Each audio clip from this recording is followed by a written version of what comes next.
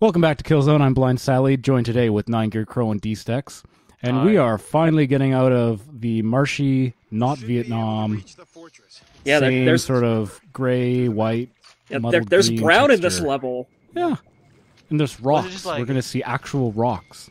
Well, we were actually just discussing like modern shooter game length versus like say like the 2000s. I think this is just like this is from like the era where like it was getting to the point where they couldn't where it would be too expensive to have a whole bunch of unique assets, but they still wanted to have 20-hour campaigns. So they're like, shit, we gotta have 4 levels in this with these art assets. Like, who cares if we've only got like 1 level worth of fun bit?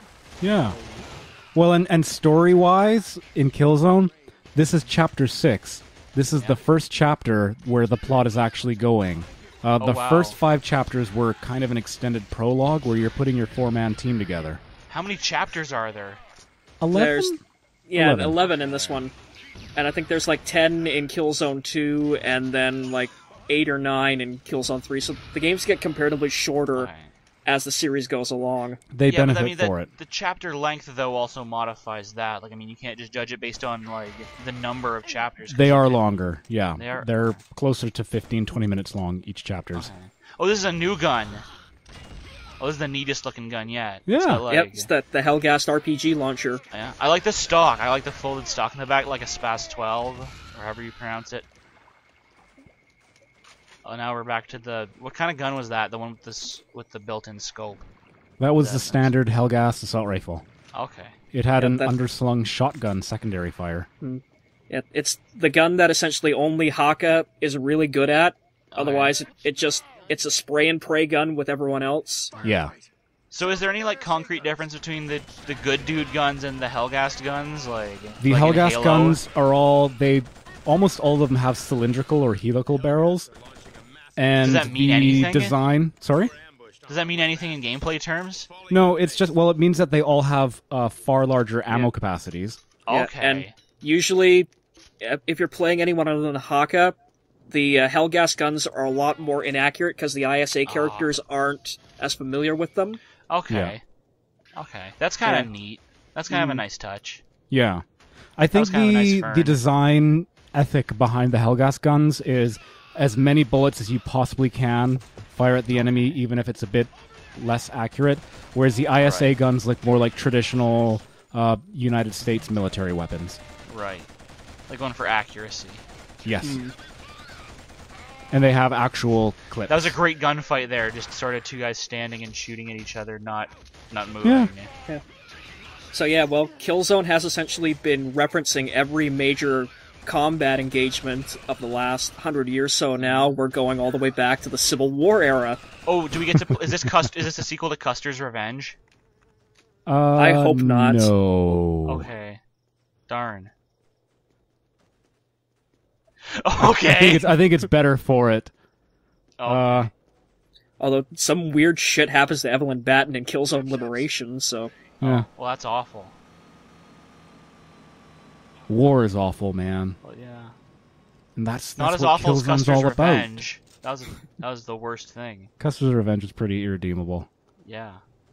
I don't know how you could live with yourself after having made that. Anyway, this isn't funny.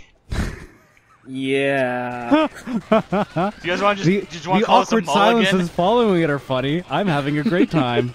You want to just call this one a mulligan? I'm sorry for bringing rape into this, and genocide too. That was a double whammy of awful. Well, I mean, and shitty video games, which are almost as bad. Yeah. As rape and the genocide of Native Americans. I'm glad we're halfway through this, because that means the awkwardness only has to go on for 4 more minutes. Well, we could, I don't know, talk about how Killzone is like a Shakespearean work of art, if that's a good segue. The fuck is a Shakespeare? That's a good question, and it's asked by our friend Rico here, whom we are playing as. So we're playing as Rico for this whole... This whole chapter we've been playing as Rico. Yep. I do think it's funny, though, if I can actually segue to the Shakespeare thing without it being too abrupt. I think it's funny that the ISA soldier... of course, Rico isn't a college-educated man. He's a military lifer, fine, whatever. I think it's funny that the Hellgast the evil space Nazis, the guy who's half Helghast and is working as a spy, whatever. He's a very sort of shadowy character. Is very aware of what Shakespeare is, and he's even aware of the old Earth trope that even 100 monkeys at a typewriter will eventually write Shakespeare. But maybe it's because he's British. Like we mentioned this in between videos. All the Helghast soldiers have British accents, whereas all ISA soldiers have American accents. Well, it's because the Empire in Star Wars had British accents. Yeah, and it is sort of the Helghast Empire, is it not? I don't know. Yeah, I think that bit was just the writing trying to be like clever. The whole Shakespeare bit. I think that was just cheesy writing more than anything about the characters. Yeah. And another little interesting piece of Killzone physics: the Helghast soldiers slide down the ropes without actually touching them. Oh. See how the ropes swing way out? Well, that's how you know that they're pros, that they don't even need to touch the ropes to slide down them. But the thing about the Shakespeare that I just want to expand on is, like, how many years is this, like, taking place in the future? Like, how many hundreds of years? This is like... I don't know. I don't even know what the name of the game is. There's, like, a huge, elaborate backstory. I actually... This was brought up, you mean that, like, that Rico doesn't know what Shakespeare is? That it's no, it's right. not. I don't know. And it's like, it's like 2022 something, or I don't know, but... I think that was more hackneyed writing than world building, honestly. Yeah. I think that was just... Rico's dumb. He won't know what Shakespeare is. Because, like, how could anyone, like, even, like, 200 years in the future, not know what Shakespeare is? Like, it's such an ingrained part of our culture. Dumb. He's just dumb. I know. Well, how did that guy get ahead of you? What? How was he ahead of us? Because he get here before us? Was he's he the hero. Are we gonna watch him? No, we're just gonna stand here and watch. Oh shit! He did die. I think he. Oh, so okay then. Yeah, that was just some random ISA soldier that took a face full of Helghast hover turret in the face. No, and to answer your question, we're about 200-300 years in the future, so it's only a few centuries away. But we're still like 400 years away from Shakespeare, like right now, us recording this Let's Play. Like that's not, in the grand scheme of things, it's like... Yeah, it's not totally unbelievable. Unless there's been like a nuclear apocalypse that we came back from or something, I don't know. Well, there is in the Killzone universe. Okay. Deep in the backstory that you can only look at if you go to their website, which is now defunct, so all the backlore has been erased and is only preserved on NeoGAF forums. Wait, why is the website defunct? Because I think it was taken down. Yeah. Well, like, it was yes, content but ID? Like they got a DMCA. I think it was all taken down because it's all the old trilogy. There's the Killzone trilogy, which we're playing, which is the PlayStation trilogy, and there's sort of the new, and they're all interconnected and all the characters related. And there's the new Killzone games, the PS Vita's Killzone Mercenary and the PS4's Killzone Shadowfall. Retarded. Sorry for talking over that, but that was really...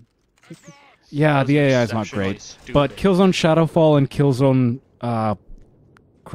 Mercenary take place like far in the future of the Killzone trilogy with almost none of the characters from these trilogies. Okay. And so I think they did it. It's like a reboot, you know. They got rid of the lore. But not really. Like it's like Knights of the Old Republic sort of thing, where it's like the same setting but a way different time period, so they can just do whatever with it. Pretty much, yeah. They basically recreate the Cold War. Yeah, because the third game ends on a pretty definitive note, so you know. Yeah. Which, look, I don't know about, and I'm not going to ask you to spoil, so... Everyone dies. Yeah. Oh, damn. Spoiler alert. And then Malcolm McDowell screams, fuck. Yeah, spoiler alert. What?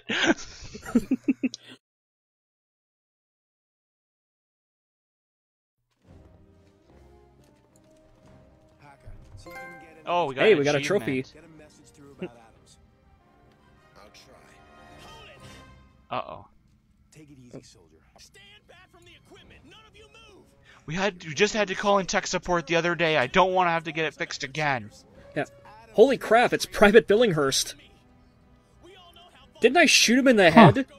You know, that just might be Private Billinghurst. It is! It's funny, Private Billinghurst appears actually in the sequel, Killzone 2, as Corporal Billinghurst. Oh. Really? He got promoted? Yeah, he got promoted. Even though you shot him in the head? Any NPC with unique dialogue is invincible. Oh, okay. Billinghurst chickens out on us while we're in the middle of a siege and abandons us at one point. He's a really minor character in the series. Yeah.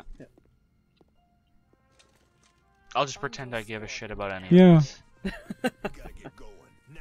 That's Well- pretty much been my position for this whole thing. I care. Someone has to care about Killzone's rich and deep lore.